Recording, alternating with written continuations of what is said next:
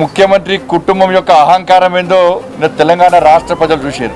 దాన్ని క్రోమోఫోబియా అంటారు. టైం దగ్గర గడిచిన కొద్దీ టెన్షన్ డిప్రెషన్ పోతారు, భయం సాడుతుంది అన్నట్టు. టైం దగ్గర అంటారు కాబట్టి ఆ ఫోబియా దానిలో క్రోమోఫోబియా ఉన్నారు అందరు కూడా. మొత్తం తెలంగాణ సమాజంలో ఉంటున్నారు. అరే దాడి చేయడం ఏంది? దేని మీద దాడి చేసారు? వినాయకుడి మీద దాడి చేసారు. మరి నిక్కార్స్ అయిన హిందూ, నిజమైన హిందూ, భయంకరమైన హిందూ పోటుగాడు కదా ముఖ్యమంత్రి. ఎందుకు దాడి చేసినావు చెప్పు, క్షమాపణలు చెప్పు. నువ్వు దాడి జరిగిన దానికి మేము అరవింద్ గారు బాధపడతలేరు, ఇంటి మీద దాడి జరిగిన బాధపడతలేడు ఆయన. కానీ దేవుళ్ళ మీద దాడి చేశారు. తులసి మాతను తీసేసారు పక్కకు. ఆలోచించాలి, హిందూ సమాజం ఆలోచించాలి. ఇద్దరు పోలీసులు ఉంటారు ఇక్కడ. వాళ్ళ పొద్దు నుంచి ప్లాన్ చేస్తారు. ఈ షాప్ లో కొంతమంది, ఆ షాప్ లో కొంతమంది, ఆ గల్ల కొంతమంది, ఈ గల్ల కొంతమంది. పోలీసులు ఫోన్లలో జీప్ లో మాట్లాడేస్తారు, రెడీ ఉండాలని మాట్లాడేస్తారు. రెడీ అనగానే అక్కడి నుంచి అక్క రెడీ అనగానే తమ్ముడు రెడీ అని.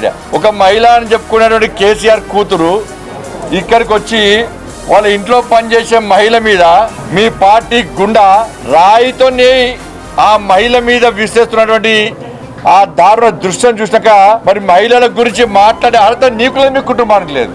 అరవింద్ గారు పొలైట్ గా మాట్లాడారు కదా, విమర్శ చేశారు. దానికి కౌంటర్ ఇచ్చే దమ్ము లేదు. వాస్తవం అని చెప్పి ప్రజలు గ్రహిస్తా ఉన్నారు. ఇవాళ అరవింద్ గారు చేసిన ఆరోపణ వాస్తవం అని చెప్పి తెలంగాణ సమాజం గ్రహిస్తున్నారు, ఇవాళ గమనిస్తున్నది.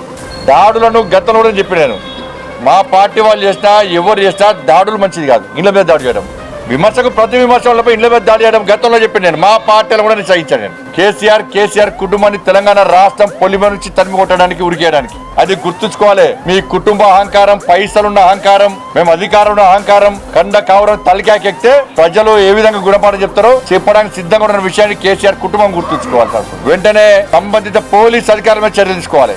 శాంతి భద్రతలను కాపాడలేని పోలీస్ అధికారులు వేస్ట్.